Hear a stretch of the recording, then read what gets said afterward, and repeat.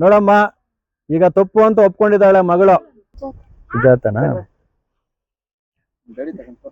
ಗಂಗಮ್ಮನ ಪೂಜೆ ಮಾಡ್ತೀನಿ ನೀನು ಮಾಡ್ತಾ ಇದ್ಯಾ? ಇವಾಗ ಮಾಡ್ತಾ ನೋಡಮ್ಮ ಸುಜಾತ, ನಿನ್ನ ಮಗಳು ಒಂದು ಕಡೆ ಭಕ್ತಿ ಗಂಗಮ್ಮನ ರೂಪದಲ್ಲಿ ನಿನ್ನ ಆರಾಧನೆ ಮಾಡ್ತಾ ಇರ್ತಕ್ಕಂಥ ಸುಜಾತ.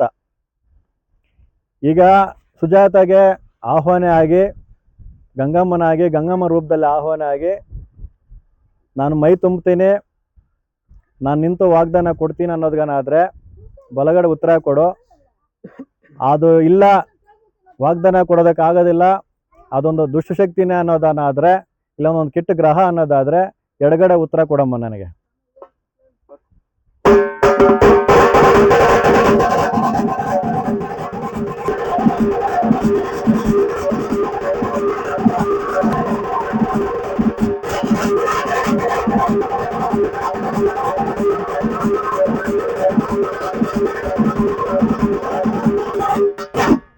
ಅಮ್ಮನು ಉತ್ತರ ಕೊಟ್ಟಿದ್ದಾಗಿದೆ, ಅದು ಆಹ್ವಾನ ಆಗೋದಿಲ್ಲ, ಅದೊಂದು ದುಷ್ಟಶಕ್ತಿ ಅನ್ನೋದು ತಾಯಿ ಉತ್ತರ ಆಗಿದೆ.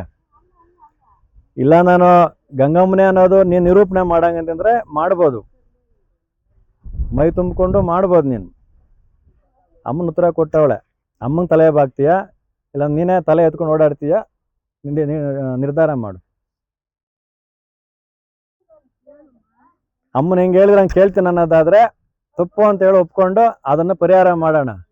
ಇಲ್ಲ ಗಂಗಮ್ಮನೇ ಬರ್ತಾ ಇರೋದು, ನಾನು ಗಂಗಮ್ಮನ ಪೂಜೆ ಮಾಡ್ತಾ ಇದ್ದೀನಿ ಅನ್ನೋದಾದರೆ ಆ ತಾಯಿ ನಿನಗೆ ಆಶೀರ್ವಾದ ಮಾಡಿ ಒಳ್ಳೇದಾಗಲಿ. ಅಮ್ಮನ ಹೇಳ್ದಂಗೆನಾ?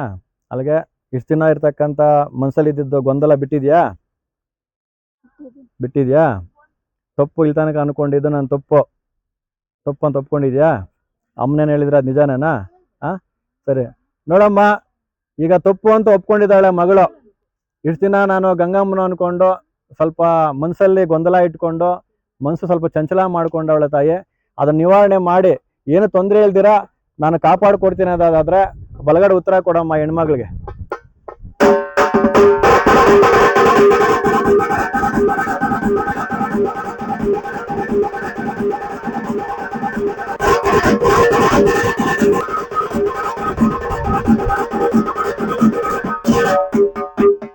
ಸ್ವಲ್ಪ ತಡೆಗಳು ಅವೆಲ್ಲ ಒಡ್ಸ್ಕೊಂಡು ಅಮಾವಾಸ್ಯೆ ಹುಣ್ಣಿಮೆಗೆ ಬಂದು ಹೋಗ್ತಾರೆ. ಆಮೇಲೆ ಅಮ್ಮನ ಕಡೆಯಿಂದ ಅರ್ಶಿನ ನೀರೆಲ್ಲ ಹಾಕೋಣ, ಆಮೇಲೆ ಅದನ್ನೆಲ್ಲ ನಿವಾರಣೆ ಮಾಡ್ಕೊಳ್ಳೋಣ. ತಾಯಿ ಹೇಳಿದ್ಮೇಲೆ ಆ ಅಮ್ಮ ಏನು ಹೇಳ್ತಾ ಆ ಥರ ಮಾಡ್ಕೊಂಡು ಹೋಗೋಣ, ಸರಿನಾ? ಏನೇ ತೊಂದರೆ ಇಲ್ಲ, ಮನಸ್ಸಲ್ಲಿ ಅದನ್ನು ಇಟ್ಕೋಬೇಡ ಇನ್ನು. ಅವ್ರ ಮುಂದೆ ನಾವೇನಿಲ್ಲ, ಸರಿನಾ? ಆಯ್ತು, ಬರ್ರಿ.